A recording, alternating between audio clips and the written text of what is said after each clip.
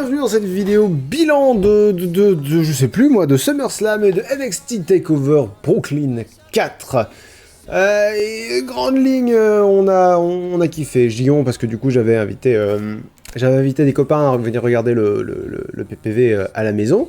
Donc il y avait Poppy, Panda, Seb et Aurore, Seb du Grenier et Aurore du Grenier. Du coup j'imagine qu'il y a un nom de famille pour tout là. Et ouais, c'était vraiment cool, et j'avais peur parce que c'était un peu le baptême du feu de Seb et Aurore. J'avais peur que SummerSlam soit à chier et que je doive leur dire non mais là c'était soporifique, mais des fois c'est bien. Je vous donne pas de timecode parce que globalement je vais surtout commencer par SummerSlam et la plupart des matchs de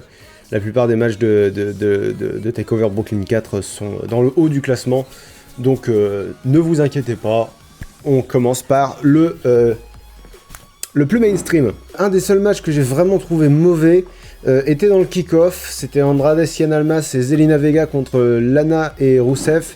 Vega et Almas ont gagné.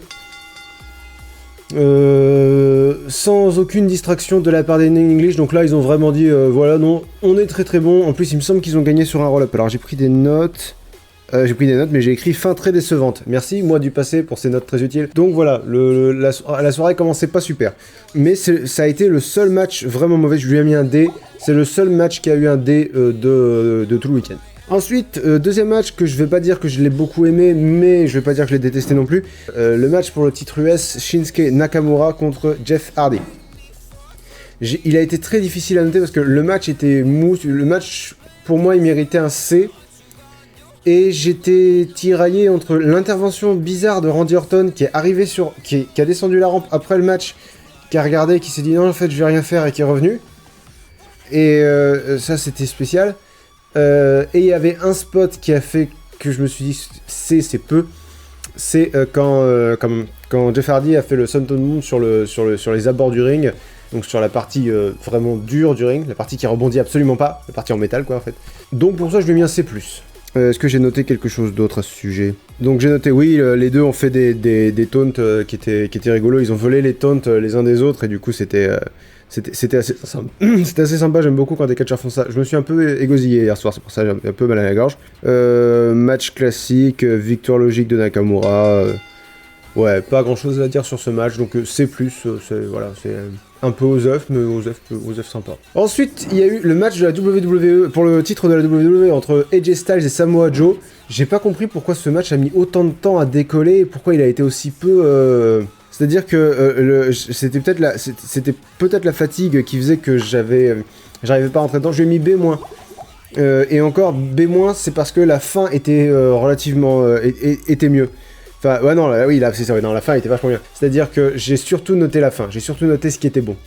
À savoir Samoa Joe, donc, qui a pris un micro et s'est adressé à la femme d'AJ Styles pour lui dire pendant le match bon, bah, je suis désolé, mais papa va pas rentrer à la maison ce soir, mais t'inquiète pas, je serai ton nouveau papa. AJ Styles s'est énervé et a défoncé la gueule de Samoa Joe jusqu'à la disqualification. Pour moi, ça a du sens en termes de narration et j'aime bien quand il y a une narration. Et ça a plus ou moins effacé le fait que les deux premiers tiers du match étaient vraiment lents et vraiment chiants. Ils ont joué sur un des gros points forts de Samoa Joe qui est sa capacité à faire des promos. Puis il y avait le fait que le public était mort aussi, pas littéralement, mais le fait que le public était extrêmement calme, ça a diminué le match. Après, voilà, la fin était bien, enfin était même très bien, donc ça reste un B. J'aurais préféré avoir cette fin au bout d'un combat vraiment épique qui m'aurait tenu en haleine. Ça n'a pas été le cas. Ensuite, nous avons EC3 contre Velvet in Dream. C'est le premier match du NXT TakeOver Brooklyn 4. Et c'est le seul à avoir une note inférieure à A. C'est-à-dire, voilà, un B-. Parce que, pas grand-chose à... Donc oui, pardon, Velvet in Dream a gagné.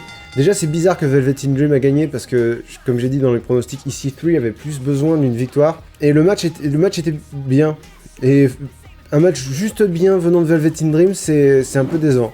Ensuite, nous avons le match pour le titre universel. Je m'attendais à ce qu'il soit beaucoup plus bas, mais ils ont été fourbes. Ils ont été fourbes dans le sens où le match en lui-même valait vraiment pas grand-chose.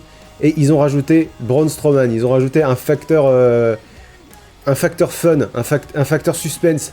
Ils se sont dit, personne n'a envie de voir Brock Lesnar contre Roman Reigns, on a bien compris. Mais, 1, ils vont le voir. 2, Roman Reigns va gagner. 3, ils vont kiffer. Parce que, bon, regardez Braun Strowman, vous l'aimez bien, hein. Regardez Braun Strowman. Oh, Braun Strowman, Roman Reigns gagne. Ah, mais Braun Strowman.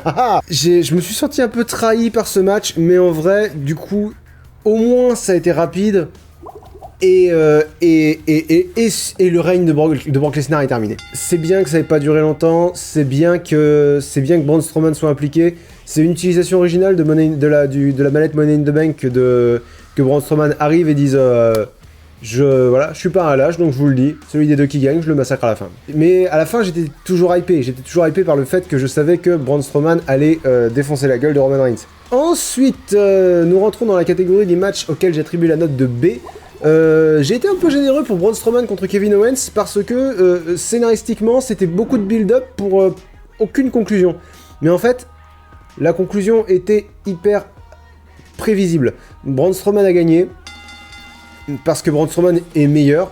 Et en fait, le truc c'est que à Raw, ils ont essayé de caractériser Braun Strowman comme une brute mais un peu con, qui se laisse disqualifier, qui se laisse compter à l'extérieur, et ça m'énervait à Raw, et parce que je me suis dit mais Braun Strowman d'habitude il est pas con, donc pourquoi est-ce qu'il est con là, qu'est-ce qui se passe? Et là il a fait ce qu'il devait faire, c'est-à-dire je vais pas me faire décompter, je vais pas me faire disqualifier, je vais te battre en 2 minutes. Et voilà, le match a été à sens unique. Ensuite nous avons les titres par équipe, le match pour le titre par équipe de Raw. La B-Team a gardé son titre. J'adore la B-Team, j'aime beaucoup leur personnage, et là ils ont gagné comme j'aime qu'ils gagnent, c'est-à-dire sur un malentendu. J'adore le fait que les champions de Raw aient pas fait exprès de gagner. Pour moi c'est des bons champions dans le sens où c'est des personnages avec un... Ça rajoute pas beaucoup de prestige au titre par équipe, ça on est bien d'accord, mais il y a quelque chose, ils sont pas complètement vanilla, ils sont pas... on s'emmerde pas quoi, ils ont un truc. Et il y a un avion qui passe. Ensuite, nous avons toujours avec toujours un B, et ça va être plus ou moins les mêmes commentaires que Braun Strowman contre Kevin Owens, c'est-à-dire le titre féminin de Raw. Ronda Rousey a explosé Alexa Bliss. C'était un match unilatéral, mais Ronda Rousey est excellente. Hein. Ronda Rousey, elle est excellente, elle est terrifiante. Je regrette un peu que ça ait pas été moins à sens unique, mais en même temps, en face, c'est Alexa Bliss. Moins à sens unique, ça aurait plus été le cas contre quelqu'un comme Asuka ou comme Charlotte Flair ou Alexa Bliss. C'est une fourbe quoi. Donc là, elle a pas eu l'occasion de fourbasser. Donc elle a perdu. Alors, je vais en parler, histoire d'évoquer ça vite fait. Il y a les sœurs Bella qui ont célébré avec Ronda Rousey après sur le ring. Ça m'a gavé parce qu'elles sont toujours à l'endroit où est le projecteur, les sœurs Bella, et ça me gave un peu. Elles sont, pour moi, c'est vraiment les emblèmes d'une ère qui est terminée, c'est-à-dire l'ère des divas, alors que Ronda Rousey, elle, symbolise une nouvelle époque où les femmes, les femmes se battent. Le catch féminin est aussi sérieux, doit être pris autant au sérieux que le catch masculin. À l'époque des Bellas, c'était pas le cas. Qu'elle soit dans le public, vraiment, ça me pose pas de soucis. Je veux dire, elles sont dans le public, elles sont dans le public. Non, mais qu'elles viennent sur le ring célébrer avec ça m'a bien gavé. Mais bon, c'est de la promo, elles ont une émission de télé-réalité, donc du coup les journaux vont en parler. Enfin, vous voyez, c'est toute cette ambiance-là qui me gaffe. Ensuite, nous avons les B+, et en B+, nous commençons par le match pour le titre Cruiserweight. Je m'attendais à mieux, parce que généralement les main events de 205 Live sont meilleurs que ça, mais là c'était le pre-show de SummerSlam, ça se voit que c'est pas booké, c'est pas décidé par les mêmes personnes. Le match était plus lent. Après, il a été quand même bon parce que Cedric Alexander est un bon champion. C'est dommage qu'il ait pas plus de personnalité, qu'il ait pas un personnage plus marqué. Ah oui, mais il y a eu une victoire sur un roll-up et du coup tout le travail de Gulak sur la nuque de Drew Gulak sur la nuque a servi à rien. C'était spécial, mais ça reste un bon match. Un bon match qui s'est interrompu vachement tôt. Dommage. Ensuite, B+, également pour le titre par équipe de SmackDown, parce que d'une part, il y a eu énormément de spots, le New Day contre les Bludgeon Brothers. Alors, le New Day a gagné par disqualification parce que les Bludgeon Brothers ont utilisé, parce que Eric Rowan a utilisé son marteau. Et alors, ce que j'aime bien avec ça, c'est donc d'une part tous les spots, notamment la descente du coup de Xavier Woods à l'extérieur du ring. Il a dû se niquer la gueule en tombant. Le New Day a survécu à toutes les grosses prises des Bludgeon Brothers. Donc le match était relativement équilibré. Et ce que j'aime avec la fin, c'est que les Bludgeon Brothers ont préféré se faire disqualifier plutôt que perdre. Ils étaient tellement dans la merde qu'ils se sont dit allez on se disqualifie, c'est pas grave, ils font chier. Et c'est la première fois qu'on voit les Bludgeon Brothers autant en difficulté. Et ça me dit, voilà, ça me parle de bonheur pour la, pour la suite de l'histoire des titres par équipe de SmackDown. Ensuite, nous avons vu, toujours avec B+, The Miz contre Daniel Bryan. B+, c'est décevant pour la hype que j'avais pour ce match. Mais il était trop dans l'écho, c'est-à-dire que The Miz faisait des prises et Daniel Bryan reprenait les prises en disant « Oh, c'est ma prise, ça !» Et puis, ça a été un peu... pas chiant, mais un peu téléphoné, quoi. Ce qui a sauvé le match, à mon avis, c'est la fin. Maryse a donné un point américain à The Miz, et il s'en est servi pour mettre Daniel Bryan KO. Le fait que Daniel Bryan ait perdu, ça veut dire que la rivalité n'est pas terminée. Et ça, c'est une excellente nouvelle. C'est pour ça que j'ai bien aimé la fin. Et c'est bien que The Miz ait gagné en trichant, quoi. Et que ça lui aille. C'est ça que j'adore avec The Miz, c'est que il va en déduire qu'il est le meilleur catcheur parce qu'il a gagné, mais il a gagné en trichant. Donc c'était cool. J'ai noté le public est totalement mort. Le public était endormi. Je pense que le public a payé pour pouvoir huer le main event. Ils étaient là pour ça. Ouais, il y a eu un spot qui était vachement bien, c'était quand Daniel Bryan a réagi au hit kick. The Miz mettait des coups de pied, Daniel Bryan bombait le torse, genre vas-y, tape. Et c'était, ouais, ça c'était bien cool. Dernier match à avoir B+, le match pour le titre féminin de SmackDown. Le match en lui-même était bien, moi je lui aurais mis un B. Le fait que Charlotte Flair gagne, ça c'était décevant. Il y a aussi le fait que Carmella a dominé les 2 premiers tiers du match sans aucune difficulté. Je comprends pas le personnage de Carmella, je comprends pas s'il est censé être... si c'est censé être une bonne championne qui triche, ou si c'est censé être vraiment une grosse merde. Parce que souvent, elle est dépeinte comme une grosse merde qui a besoin de tricher pour gagner. Et puis des fois, voilà, comme dans ce match-là, elle est bookée comme une compétitrice au niveau équivalent de Becky Lynch et Charlotte Flair. Dans le sens où elle a dominé au début. Maintenant, ce qui a sauvé le match, évidemment, c'est c'est pas un heel turn, mais c'est le turn quoi, de Becky Lynch contre Charlotte Flair. Elle devait gagner, puis elle a craqué, quoi. Elle en a eu plein le cul que Charlotte Flair s'invite. Toujours chez Charlotte Flair, toujours elle arrive deuxième. Ça lui a pas plu, et elle a craqué. Je sais pas si c'est un heel turn. Pour moi, c'est même carrément possible que ce soit un face turn. Dans le sens où Charlotte Flair est passé heel en gagnant le titre. Et du coup, Becky Lynch est passé face en lui défonçant la gueule parce qu'elle lui a pris son opportunité. Mais là, on va rentrer dans la catégorie des excellents matchs, c'est-à-dire les matchs qui ont eu A ou plus. Notamment un match, alors ce match-là, je ne m'attendais pas du tout à ce qu'il ait A. Finn Balor contre Baron Corbin. J'ai mis un A pour une raison évidente. C'est-à-dire que... alors Finn Balor a gagné. Vraiment, c'était le match que j'attendais le moins. Si vous regardez la vidéo de prévision, je me disais... aucun intérêt à voir ce match, mais vraiment aucun intérêt. Il n'y a aucune rivalité, ça va nulle part, c'est rien. Finn Balor est arrivé en démon. C'est une espèce de deuxième personnalité. Globalement, ce que ça veut dire, c'est qu'il se met de la peinture et il se comporte un peu différemment. Mais ce que ça veut dire en termes de catch, c'est qu'il est meilleur. Ça fait de lui un autre catcheur, quoi. Ça fait de lui une entité supérieure qui est encore invaincu à la WWE. Finn Balor en démon n'a jamais été vaincu. Et surtout, moi, je le trouve hyper classe, parce que moi, il m'évoque Venom, forcément. Et ça fait plaisir, quoi. Ça fait vraiment plaisir. Surtout que rien n'annonçait qu'il allait venir en démon. Et quand il est venu en démon, j'ai eu une peur. Qu'il le fasse perdre. Je me suis dit, putain, ça pourrait être l'ascenseur émotionnel, quoi. C'est genre le retour d'un truc qui est rare et qui était totalement imprévu. Et... ce truc-là se fait défoncer la gueule. C'était ma grosse frayeur, et ils ont fait exactement ce qu'ils devaient faire avec, c'est-à-dire qu'il a gagné, et il a gagné super rapidement. Le match était totalement unilatéral. Ça a duré une trentaine de secondes peut-être, ou une petite minute. Et ils ont réussi, voilà, ils ont fait d'un match dont j'attendais strictement rien, un des gros points forts de la soirée. Donc pour moi ça mérite un A, sans aucun regret. C'était un des rares moments de la soirée où j'étais vraiment heureux, content, voilà. Donc ouais, non, un A, et un A totalement assumé. Ensuite, le match pour le titre féminin de la NXT entre Shayna Baszler et Kairi Sane. J'ai trouvé les deux femmes très convaincantes dans leur match. Shayna Baszler notamment dans la défaite, puisque c'est Kairi Sane qui a gagné. Shayna Baszler n'a pas du tout eu l'air faible. Au contraire, elle a mené pendant une grosse partie du match. Je vais prendre mes notes, parce que c'était avant-hier, du coup j'ai un peu oublié. Baszler défonce la jambe de Kairi Sane classique. Ouais, c'est une stratégie qu'elle applique souvent. J'adore les fringues de Baszler.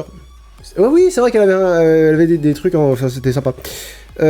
Toujours un excellent travail de heel de Baszler, dans le sens où elle est dominante, c'est vraiment une... Comment le dire sans dire de gros mots. C'est vraiment pas quelqu'un de bien. J'aime beaucoup le personnage de Baszler. Je trouve que c'est la meilleure heel à la WWE. Si on prend en compte les deux sexes, non, il y a toujours Tommaso Ciampa qui est meilleur, et puis il y a The Miz qui est excellent aussi. Mais c'est une des meilleures. C'est une des meilleures toujours confondues. C'est la meilleure chez les fans. Le match a vraiment été construit comme un match de titan, quoi. Et Kairi Sane a gagné sur une inattention de Baszler. Elle a fait un roll-up sur sa prise de finition. Baszler s'y attendait pas, c'est logique puisqu'elle pensait avoir gagné. Et du coup, c'est logique qu'elle ait perdu, et ça n'enlève rien à son aura de championne. Bref, ce match était vraiment bien. Ensuite, nous avons le dernier match à avoir une note de A, et le dernier match, donc le meilleur match de SummerSlam. Sans surprise, le match pour le titre intercontinental. Je sais plus quoi dire sur Seth Rollins que j'ai pas déjà dit. Oui, bah oui, ma poupou. Toi aussi, t'aimes bien Seth Rollins? Il me semblait que t'étais pour Dolph Ziggler, toi, non? Que dire? Ils ont commencé SummerSlam par ce match-là. C'était un excellent opener, un excellent match. Seth Rollins est arrivé déguisé en Thanos, son costume évoquait le costume de Thanos, ce qui était extrêmement classe. Ziggler, il avait la ceinture intercontinentale imprimée sur son legging. C'était super classe aussi. Il y a eu deux petits face-off de Dean Ambrose et de Drew McIntyre. Ils ont pas fait l'erreur de faire le heel turn de Dean Ambrose hier soir, parce que ça aurait été beaucoup trop tôt, et ça n'aurait eu aucun sens que Dean Ambrose accepte d'aider Seth Rollins pour le trahir à SummerSlam. Il y a eu le back superplex du haut de la troisième corde qui était absolument fou. La séquence finale était énorme aussi. Et on récupère le meilleur champion de cette année.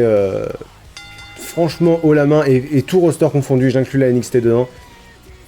Le règne intercontinental de Seth Rollins est le meilleur règne de champion de la WWE cette année. Donc ça fait vraiment plaisir, et surtout le match était fou. Mais c'est Seth Rollins. C'est Seth Rollins, qu'est-ce que vous voulez, des fois je me demande si je suis pas un peu biaisé, mais je suis pas biaisé, c'est juste que le gars est génial, Ou peut-être que je suis biaisé et que c'est pour ça que je trouve que le gars est génial, je ne sais pas. Et en plus il a une très bonne alchimie avec Dolph Ziggler. Et on va enchaîner avec les 3 derniers matchs de NXT TakeOver Brooklyn 4 qui se retrouvent tous avec A+. C'est ainsi. Le TakeOver est toujours meilleur que le PPV du main roster, c'est pas une surprise, c'est pratiquement une évidence maintenant, mais parce qu'il s'adresse pas au même public, c'est-à-dire que le public de la NXT préfère les performances techniques dans le ring, tandis que sur le roster principal, ce qui prime, c'est les narrations. Donc le match pour le titre nord-américain, Adam Cole contre Ricochet, c'était sûr que ça allait être un excellent match, et ça l'a été. Je vais reprendre mes notes parce que TakeOver Brooklyn c'est loin dans ma mémoire. Adam Cole empêche Ricochet de s'envoler. Ouais, Adam Cole a maintenu Ricochet au sol, ce qui était une bonne stratégie. Ricochet fait toujours des trucs de folie, mais ça c'est parce que c'est Ricochet et qu'il est excellent. Ah oui, putain, le super kick à l'envers, je l'avais oublié. Ricochet saute pour essayer de faire je sais pas ce qu'il essaie de faire sur Adam Cole, mais alors qu'il avait la tête en bas, Adam Cole lui met un coup de pied dans le haut du torse, et c'était très impressionnant. Ah oui, le near fall après l'échange de coups de pied et de genoux. Ils se sont mis un échange très rythmé et très imprévisible mais fluide de coups, c'est-à-dire ils ont fait bam, bam, et au moment où tu crois qu'il va tomber, il se redresse et il remet un coup. Enfin, à la fin de cet échange, Adam Cole est tombé sur Ricochet, mais plus ou moins par fatigue. L'arbitre a fait le tomber, il y a eu c'était presque un 3, c'était vraiment presque un 3. Mais ça n'a pas suffi, Ricochet a fini par gagner, devenant le deuxième champion nord-américain. Et c'est cool parce qu'il il le mérite, et c'est très très chouette de voir Ricochet avec une ceinture. Deuxième meilleur match du week-end, le match pour le titre par équipe de la NXT entre Moustache Mountain et Undisputed Era. C'était à peu près aussi bon que ce qu'ils font d'habitude à la NXT, donc voilà. Sauf que c'était un tout petit peu meilleur, dans le sens où il y avait plus d'histoire, notamment Trent Seven qui va pour jeter l'éponge comme son camarade l'avait fait à NXT quand ils ont perdu le titre. Mais au dernier moment, ils le font pas. Ils font leur finisher, le tombé, pareil, presque 3, vraiment presque. Ce qui rappelle que Undisputed Era n'est pas qu'une équipe heel qui triche, c'est une équipe qui est juste excellente et qui peut encaisser. C'est-à-dire que les gars pourraient s'en sortir sans tricher. Pour moi, ça rajoute une dimension à leur personnage, c'est vraiment, ils trichent pas pour gagner, ils trichent parce que c'est plus simple. Donc voilà, le match était excellent, et les Undisputed Era ont gardé leur titre, au terme d'un match qui de toute façon ne pouvait pas décevoir. Et parlant de match qui ne peut pas décevoir, Tommaso Ciampa contre Johnny Gargano, c'était le moins bon des trois affrontements qu'ils ont eu cette année. J'en veux pour preuve que les deux autres, je leur ai mis S, c'est ma notation spéciale, genre je peux pas vous mettre A+, parce que vous êtes au-dessus de tous les autres A+. Là, je leur ai mis A+.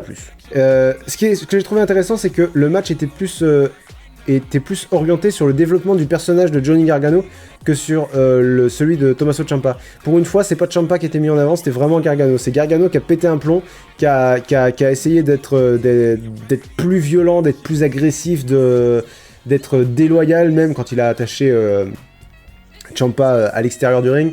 Et ça s'est retourné contre lui. J'adore cette rivalité, je pense qu'elle va continuer, j'espère qu'elle va continuer, et j'espère que Gargano va continuer de s'enfoncer dans le côté obscur pour que son retour dans la lumière soit d'autant plus appréciable. C'est vraiment du booking sur le long terme, et c'est ce qui se fait de mieux, quoi. Et bref, le match a été grandiose. Gargano Ciampa, c'est ce qui se fait de mieux à la WWE en ce moment, de loin. Voilà, c'est tout pour les matchs de NXT TakeOver Brooklyn 4 et de SummerSlam. Globalement, NXT TakeOver a une note de A et SummerSlam a une note de B. Donc c'est vraiment ça a vraiment été un PPV solide. Je me demande si c'est pas le meilleur PPV de cette année à la WWE. Je me demande, faudra que je vérifie. Vous aurez la réponse parce qu'au montage, je vais prendre un petit peu de temps pour évaluer tout ça. Quant à la battle des pronostics, elle a été remportée par Seb du Grenier. C'est le premier PPV qu'il regarde et il nous a tous battus, y compris le Link Squad. On est pratiquement tous à 8, sauf Camille qui était à 7 et Seb qui était donc à 9. Et il devient donc le champion des pronostics. Il va vraiment falloir que je fasse une ceinture des pronostics pour qu'on puisse se l'échanger en fonction de qui gagne, et on se la remettra en jeu tous les Big Four, c'est-à-dire tous les 3 mois, pour les gros PPV de la WWE. Merci à tous d'avoir suivi ce bilan de SummerSlam. On se retrouve pour les pronostics de Hell in a Cell le mois prochain. Merci pour votre fidélité. N'oubliez pas de vous brosser les dents, et on se retrouve très bientôt pour ce que je viens déjà de dire. Donc je vais m'arrêter là et vous souhaiter une bonne fin de journée. Salut!